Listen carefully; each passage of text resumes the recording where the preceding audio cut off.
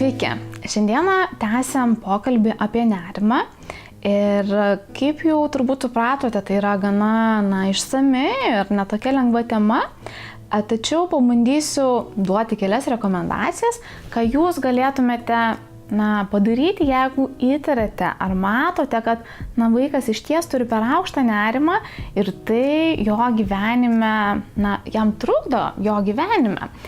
Tad ką visų pirma reikėtų suprasti?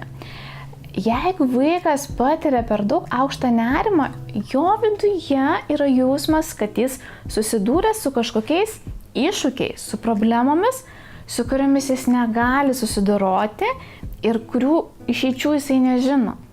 Tai vadinasi, vaikas iš ties jaučia nemažai bejėgiškumo. Ir kodėl aš tą sakau?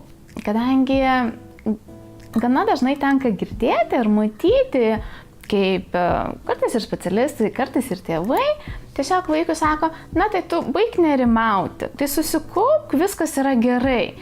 Labai gerai suprantu, jog tėvai nori gero ir nori padėti vaikui, tačiau pagalvokite apie save ir įsivaizduokite, kad jūs patys esate kažkokiame labai dideliame strese, jums yra didelė įtampa, jums yra sunku ir kažkas jums sako, tai tu nusiramink, baik, tu nėra čia ko pergyventi.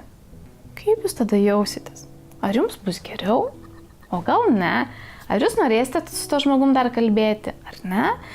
Ir iš tiesų, sprendžiant apie mane, sprendžiant apie mano pažįstamus žmonės ir apie vaikus, su kuriais dirbu, jiems toks pasakymas nepadeda, kadangi tai dar labiau didina bejėgiškumą. Vaikas supranta, čia nieko tokio, tačiau aš negaliu su tuo susitvarkyti. Vadinasi, aš esu visiškai nevykęs. Ir vaikas krenta į dar didesnę duobę. Tad visų pirma, ką mes turime stengtis padaryti, tai yra nenuvertinti vaiko problemas. Ir priimti ją, kokia mums betrodytų, galbūt nereikšminga. Tačiau išgirsti, parodyti, kad mes esame šalia ir kai aš sakau, kad priimti jausmus vaiko ir priimti situaciją, tai nebūtina, kad mes ją turime patenkinti. Galbūt vaikas jausis blogai dėl to, kad jisai neturi brangių žaislų ir brangių drabužių, tai nereiškia, kad mes turime juos pirkti. Tačiau išgirsti mes tikrai turėtume. Tuomet mes turim pabandyti išsiaiškinti situaciją ir pabandyti išsiaiškinti priežastį, kodėlgi vaikas jaučia tą nerimą. Kadangi jeigu mes tik galim išsiaiškinti priežastį, mes turėtumėm naikinti priežastį. Ne pasekmes vaiko nerimą, o priežastį ir vaikas tada jiems geriau su tuo tvarkytis. Kartais nutinka taip, jog mes negalime išsiaiškinti priežasties, ar galbūt tos tikrosios priežasties, dėl ko iš ties vaikas toks sudirgęs.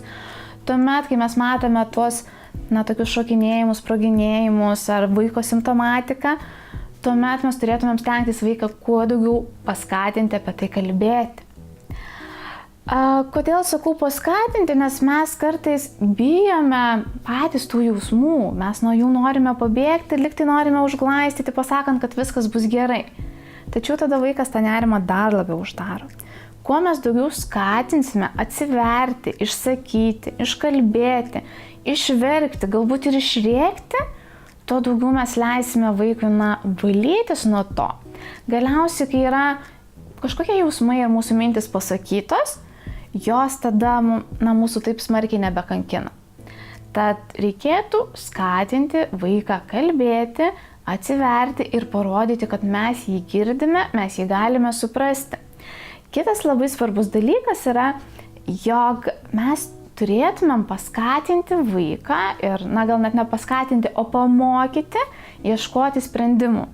Kokia tai situacija bebūtų ir netgi atrodo tikrai sunki situacija, mes turime kreipti vaiko mintis į sprendimų ieškojimą, į sprendimų vykdymą.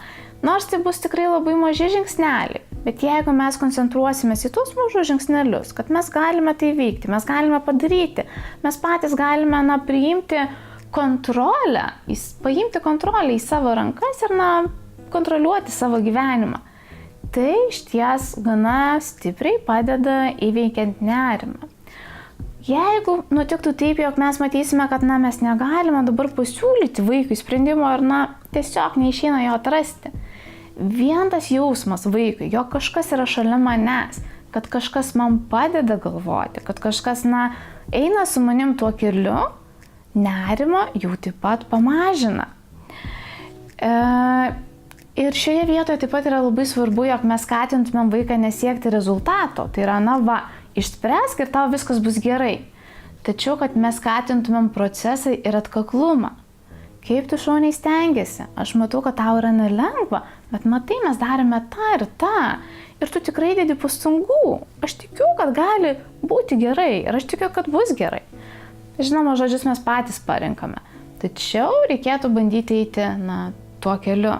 Kitas labai svarbus dalykas, vaikui, kuris patiria per daug aukštą nerimą, yra padėti jam susistruktūruoti savo patirtį ir apskritai, pabandyti sustruktūruoti gyvenimą, tai yra sudėti patirtis ir, tai, kas vyksta jo gyvenime į atitinkamas lentynėles.